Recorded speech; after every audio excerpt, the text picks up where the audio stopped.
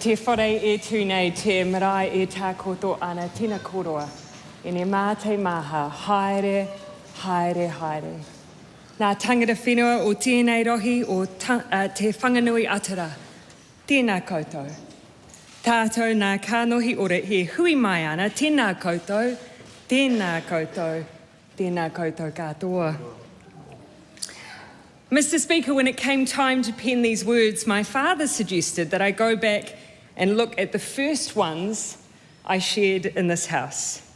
I remember writing my maiden speech so well. I was 28 years old. My family were living overseas and I'd only moved back to New Zealand a few months prior. If I'm honest, I was probably more than a little shocked to be here. A feeling that even after 15 years never quite left me. But the reasons I came here, they never left me either. They're all there in my maiden speech. Climate change, child poverty, inequality. I am, after all, a conviction-based politician. And I've always believed this to be a place where you can make a difference. I leave knowing that to be true. But despite that, I've become used to my time as Prime Minister being distilled down into a different list. A domestic terror attack, a volcanic eruption, a pandemic. A series of events where I found myself in people's lives during their most grief-stricken or traumatic moments. Their stories and phases remain etched in my mind and likely will forever. That is the responsibility and privilege of the role of Prime Minister. A role I never thought I was meant to have. It's fair to say that 2017 involved a surprising chain of events. At the beginning of the year, David Shearer announced that he would be leaving the opposition benches and Parliament for Sudan. It was remarked upon at the time that this was apparently a more appealing prospect than being in opposition. I found myself in a by-election for Mount Albert and soon after that as Deputy Leader of the Labour Party. But that was just the half of it. It was the 1st of August and we were a mere 7 weeks out from an election when Andrew Little stood down as leader of the Labour Party and nominated me to take his place. I've always found it hard to explain what that period felt like.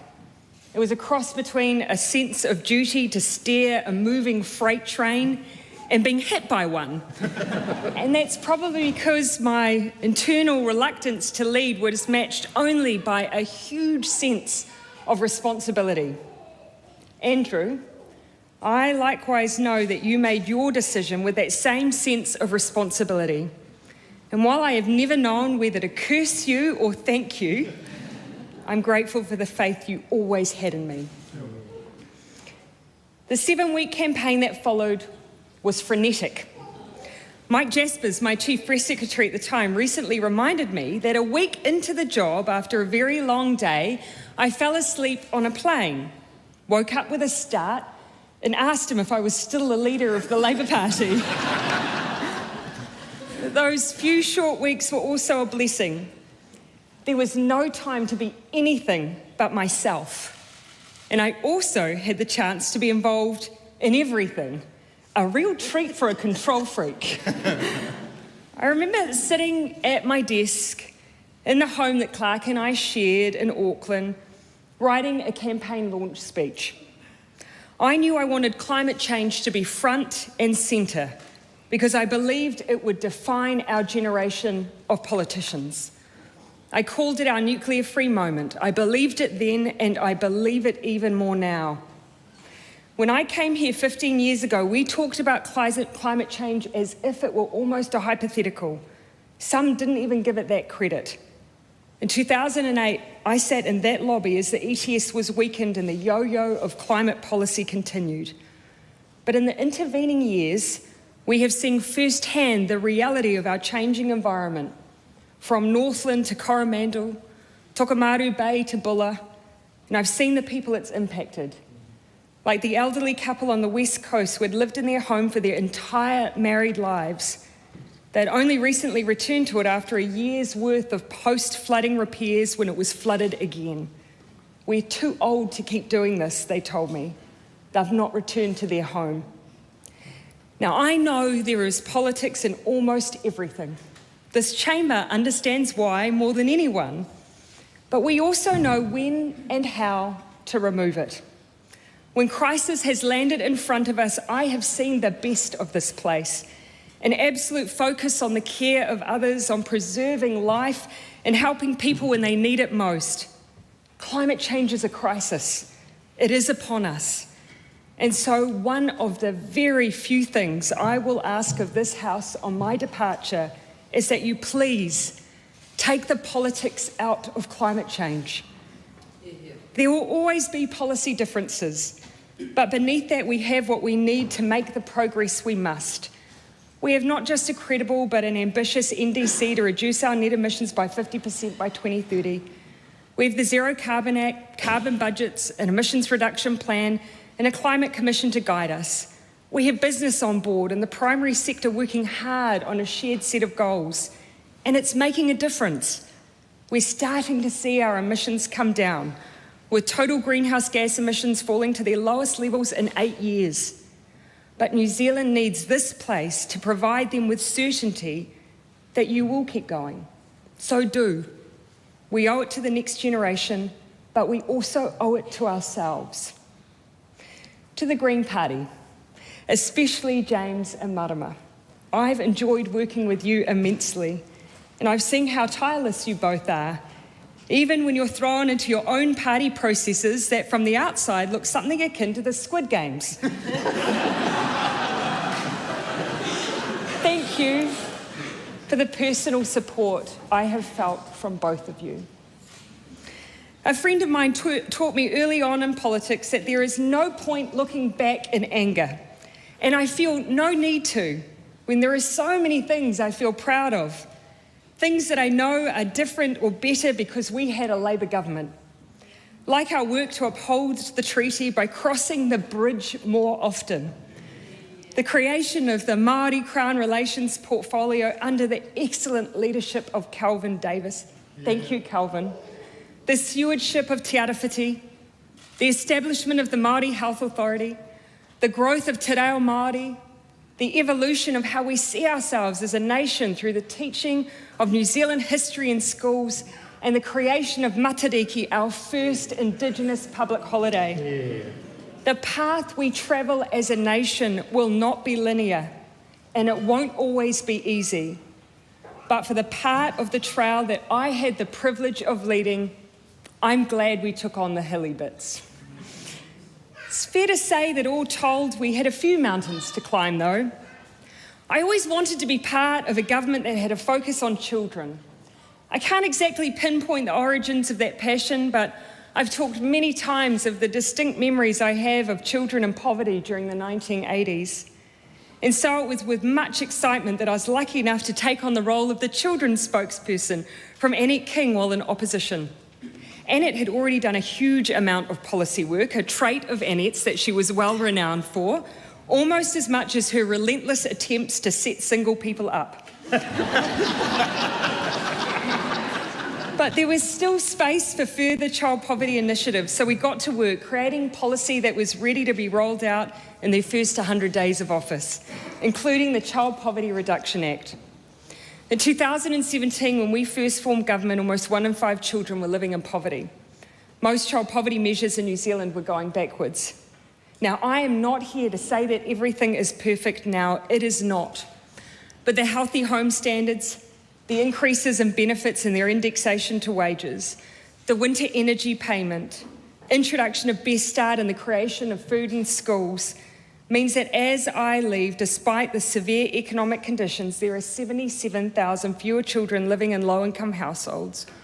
All 9 child poverty measures have reduced, and this winter, a sole parent will receive $212 more per week than when we came into office.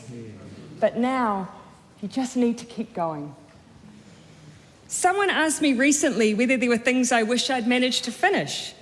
There were definitely projects I would have liked to have seen through. Projects like the restoration of the St. James or the beginning and completion of Tokelau's airstrip. A project I felt strongly about after visiting this beautiful but remote realm country. I know if they'd told me in advance that visiting Tokelau in the absence of a place to dock would instead mean climbing onto what looked like an IRB whilst it's hanging over the side of a moving ship and then being dropped into the ocean by a very qualified, I'm sure, but very young-looking sailor, all while straddling what looks and feels like a unicycle seat whilst wearing a pulatasi, I would absolutely still have gone. I just would have worn bike pants. But aside from such projects, there were very few things I aspired to do in politics that have a natural end point. Poverty, inequality, ending environmental degradation. If you ever claim it's job done on those issues, you set the bar too low. Politics has never been a tick list for me. It's always been about progress. Sometimes you can measure it and sometimes you can't. We won't ever know the long-term benefits of banning conversion therapy, especially for our young people, or what it means to our Pacific communities that we finally apologise for the Dawn raids. There will be no list of the lives saved because of the banning of military-style semi-automatic weapons. We won't know how we left women feeling about the ability to make their own choices when this Parliament decriminalised abortion, or when we improved pay equity, put period products into schools, or reached 50% representation of women in Parliament. And while these things may not feature heavily in the history books when they write about the years 2017 to 2023, which will likely be a very heavy few chapters, they are still nonetheless things I feel very proud of. There are things I feel confident will feature, though. A valedictory is not a place to summarise a pandemic. No one has the time for that kind of group therapy. There is no question it was an incredibly tough experience for our nation at the bottom of the world. And I will concede a tough experience personally. I've spent the better part of my professional life anticipating risk and worrying about it. The pandemic put that trait into overdrive. For roughly 2 years, there were certain people that when they called me, I would go into a cold sweat and have to sit down. If I was on the road and in a meeting and any of my staff had to leave the room, it would have the same effect. Not a case, I would quietly think. I remember all too vividly a visit to Auckland University in August 2021 when then Minister Hipkins got one of the dreaded health calls, the one that led to the Delta outbreak, and what was, I believe, the hardest part of our COVID journey. I called Clark and simply said, "Code red." He picked up Neve and we had 30 minutes to pack and get to the airport, not knowing it would be many months before we returned home as a family. So long in the life of a small child, in fact, that when we came back to our home in Auckland, Neve asked me where the toilet was. I've often been asked what the hardest thing was about COVID. There were so many, but the unknowns was definitely one of them. I had a call with my Chief Science Advisor, Dame Juliet Gerard, very early on. I'd been thinking about how we managed the border in the future and so asked how long she thought it would be before we would have a vaccine that might help us do that. Well, if we're lucky, she said, I'd say 5 years. I slumped into my chair. COVID made me sit down quite a lot, as it turned out. Thankfully, though, we had something better than luck on our side. We had science, and I remain forever grateful for that. But that wasn't the only thing that got me through. Firstly, I always knew there were New Zealanders out there doing it tougher than whatever we were experiencing on any given day, and it was them that we were there to serve. Secondly, I was surrounded by wonderful, smart, compassionate people trying to do the right thing. We didn't always get it right. I didn't always get it right. But we were always motivated by the right things. Thirdly, and most importantly, We went in as a nation with a goal to look after one another, and we did. A few weeks ago, to mark my departure, Dame Juliet gave me a mug. It had on it a graph depicting excess lives lost across developed nations. New Zealand had fared the best. If it wasn't so unorthodox for a valedictory, I would probably hold it up for no other reason than I love a house prop and to remind everyone what it was all for. You saved people's lives. Was it hard? Absolutely. But we'll never know who you kept on this earth to know how truly worth it it was. To Dame Juliet, Sir Ashley Bloomfield, Dr. Caroline McElnay, Dr. Ian Town, Grant Robertson, Julia Hayden-Carr, Leroy Taylor, Andrew Campbell, Holly Donald, Brooke Barrington, Rob Fife and Raj Nana, and later Chippy and Aisha, you were part of a core team of people I relied on through that period. You and Alison Hull sausage rolls. Thank you.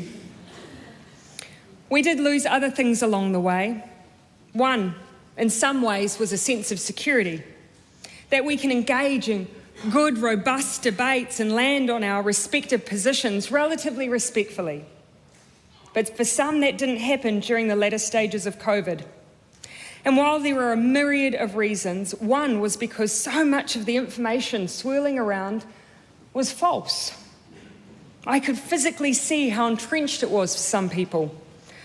I was in Whanganui when a visit I was meant to make to a vaccine bus was called off because of protest. After a few hours, the protest passed and I went back, not wanting to let the people down we were due to visit. There was one lone protester still in the vicinity who, as I left, started shouting at me. They were mostly focused on a particular conspiracy that was completely false. So I stopped, doubled back, and told them that. I was idealistic enough to believe it would make a difference. But after many of these same experiences and seeing the rage that often accompanied these conspiracies, I had to accept I was wrong. I could not single-handedly pull someone out of a rabbit hole. But perhaps collectively, we all have a role to play in stopping people falling in the first place. This is not a single-issue problem. I've seen the same fractured debates based on distorted half-truths and complete falsehoods emerging on a range of different subjects. This is not a question of free speech. Free speech is a right this House is unified in defending. Those who try to dress up the issue of disinformation as being an attempt to silence people are ironically themselves shutting down a discussion that must be had. Debate is critical to a healthy democracy, but conspiracy is its nemesis.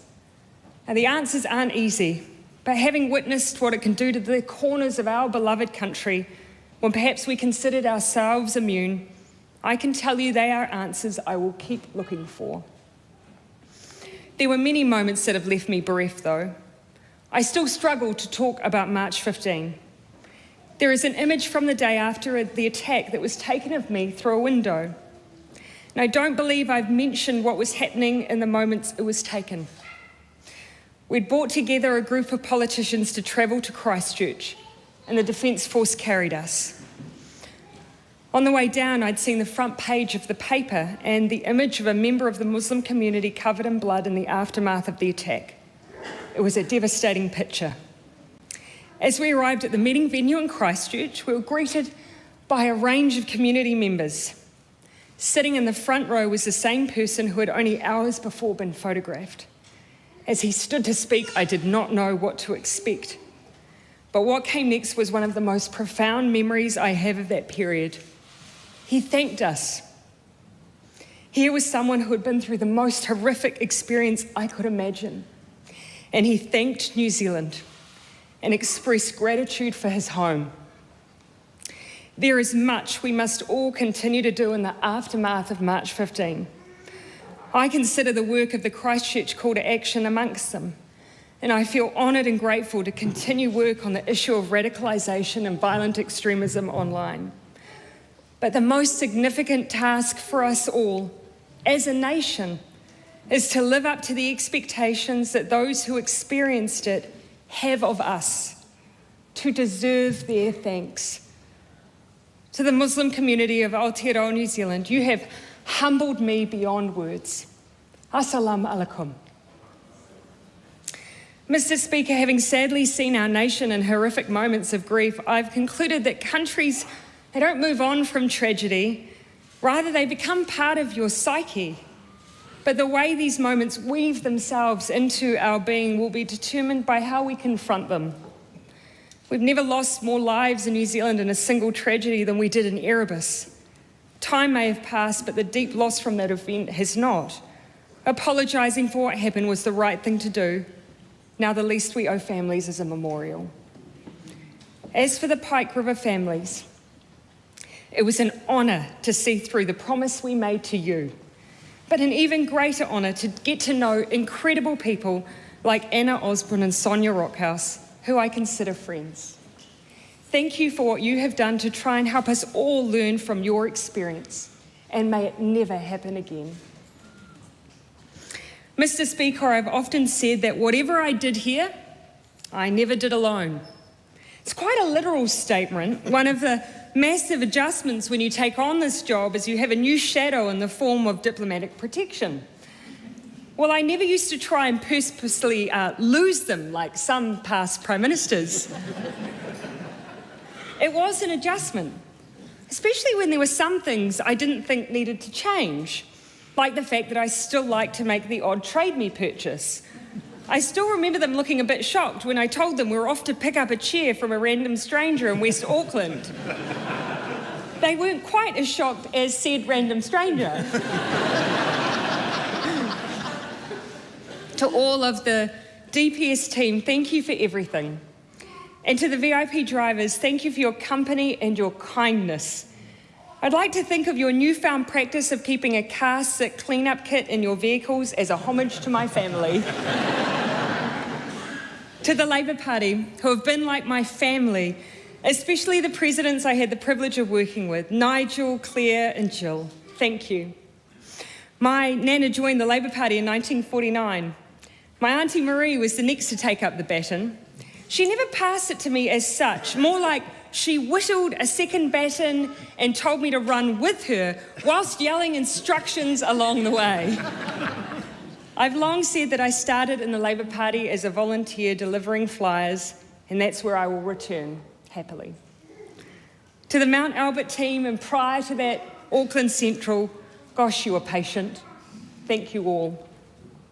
To Teresa Colgan, who had served multiple Prime Ministers, but most importantly, has served thousands of people. You're one in a million.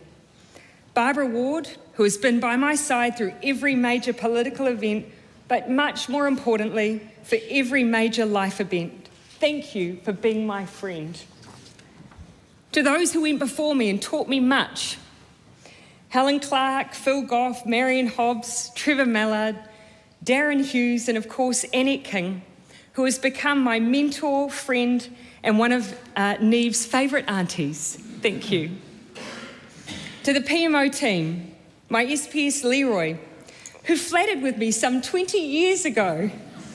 Never would I have dreamed when I used to cook you minute steak that one day we would find ourselves on the 9th floor, but I'm so glad we did. Joe, my favourite Irish, Rachel, Bridie and Chrissy, Philippa and Ian, who both led amazing teams, Dinah Okabe, who literally read every piece of correspondence that came our way and still maintained such a positive disposition. The wonderful advisor team I had in both PMO, but also in PAG, you were all exceptional. The tireless, wonderful, tough, and also randomly emotional Andrew Campbell. And the press sex, including the B team, who had the worst job in the world given my reluctance to be in the media. Holly, who has the biggest heart but the sharpest mind. Your dad would be so proud of you. Same to Zoe and Amelia. To us, you are family. Claire Louise, for moving your entire life to support me for the better part of a decade. And finally, to my chiefs of staff, Mike Monroe, GJ Thompson, who provided the cover we needed, and finally, Raj Nana. It's hard to describe Raj. He likes it that way. He became known in various forums as the guy with the hair. And not just domestically. I recall with some fondness visiting Europe to further our FTA aspirations. We met with what, for the purposes of this story, I will describe simply as a leader within the European Union. At the beginning of our meeting, he greeted Raj as the one whose hair he'd admired in the bios he was given. Clearly, admiration from afar was not enough. And by the end of the meeting, he could no longer restrain himself. Rather than shake Raj's hand, he reached up and zhuzhed Raj's hair, as if he were a hairdresser in a Pantene commercial. I put at least some of our FTA success down to that head of hair. Raj, I hand on heart believe you sacrificed as much of any of us for 5 years. You and your beautiful family, Jane, Magnolia, and Saffron. You prefer to be behind the scenes, but I want it to be on record that New Zealand owes you a debt of gratitude. You were there for March 15, for Whakaare, for the pandemic, and you were there for me. Thank you. To my family, people knew we were connected and you copped a lot of flack. My dad stopped watching the news for 5 years. Mind you, he comes from a long line of media protests. My nanny used to turn the television off whenever Muldoon came on. My mother took a different approach. During COVID, she took up the practice of sending me her own personal thought for the day. They were so uplifting that on occasion I'd read them out at our small staff meetings. That was with the exception of one, which I thought was a bit grandiose even for a dedicated mother. It read, "Remember, even Jesus had people who didn't like him."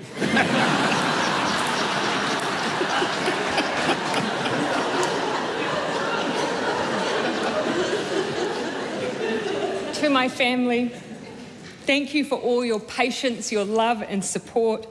And that goes especially to my wonderful mother, my wonderful father, and my beautiful sister Louise.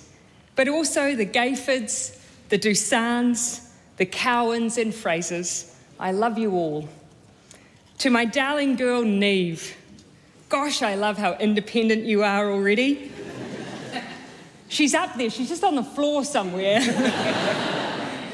Means you won't grow up being known as the ex-Prime Minister's daughter, but rather, I will happily be known as Neve's mum, and I wouldn't have it any other way. And to my love, Clark. Not many politicians have a partner when they say, "I'm thinking of leaving politics," reply, "I think you should stay." But that's who you are. You're fiercely loyal. You always had my back. But you are also a fighter. You believe in 3 things fiercely: social justice, protecting our oceans, and that a good tea should have decent brew time. Thank you for keeping my cup full and for personally enduring so much rubbish. You are a keeper. And finally, to this team of people around me, I've said it before and I'll say it again, I've never worked with better people.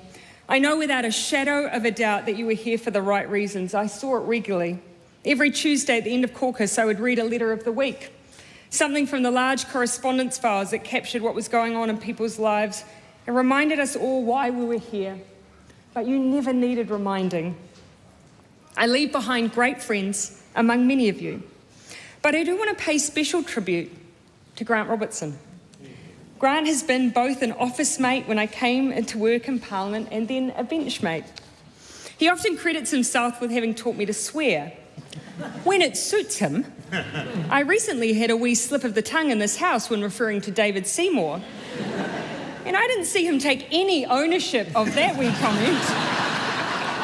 Despite, I should add, being caught on the mic agreeing with me rather profusely. It's fair to say I took the title of Deputy Prime Minister very literally. For me, we were a team. And that is how I'd like the history books to record the major milestones and challenges that we faced. I did not take them on alone. I took them on with great people, and especially with Grant. Thank you for the role that you have played and will continue to play for New Zealand.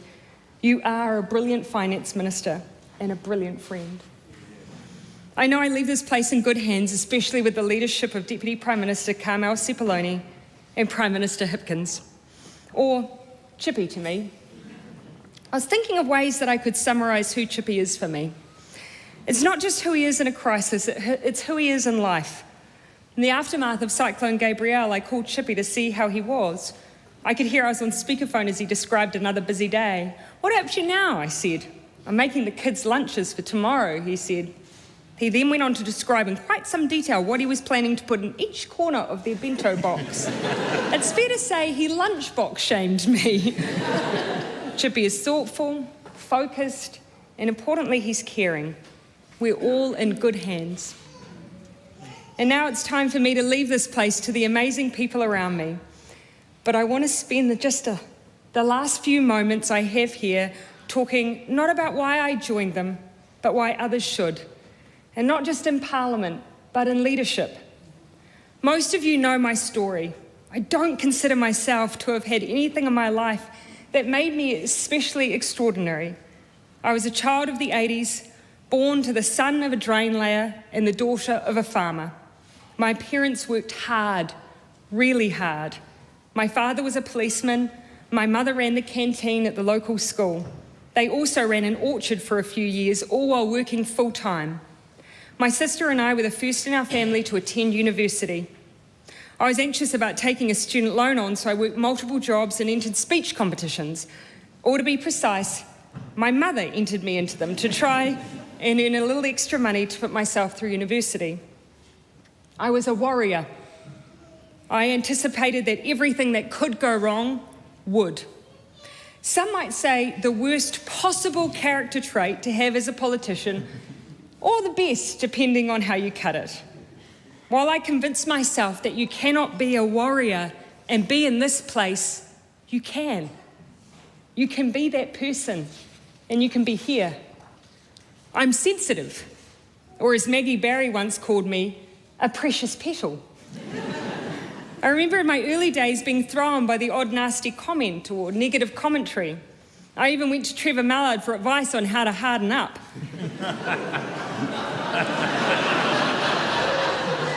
I thought that I would need to change dramatically to survive. I didn't change. I leave this place as sensitive as I ever was, prone to dwell on the negative, hating question time so deeply that I would struggle to eat most days beforehand. And I'm here to tell you, you can be that person, and you can be here.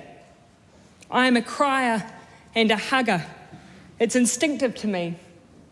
I remember going into the aftermath of Whakaare and seeing a comment about how I was just going in to hug people again. It stuck with me. So much so that when a first responder who was emotionally telling me about their experience, I had an internal argument with myself as to whether I should comfort them when I knew I would likely be criticised. I would rather be criticised for being a hugger than being heartless. And so hug I did, a lot. You can be that person, and you can be here. I'm a mother. I obviously didn't start out that way.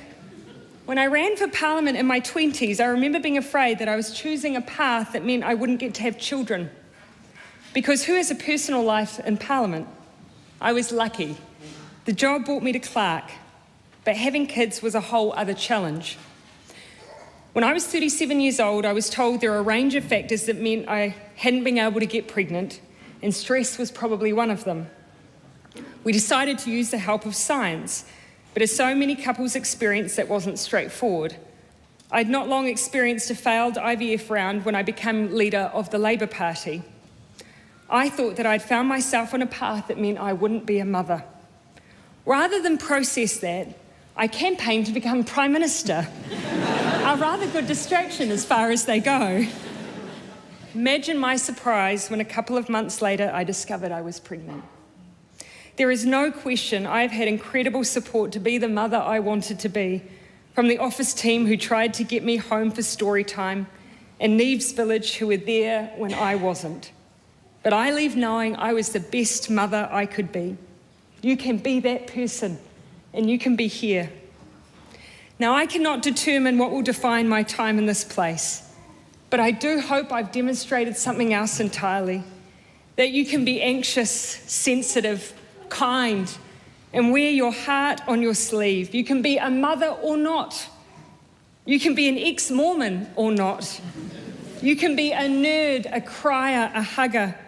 You can be all of these things. And not only can you be here, you can lead just like me. Nō reira, tēnā koutou, tēnā koutou, tēnā koutou katoa.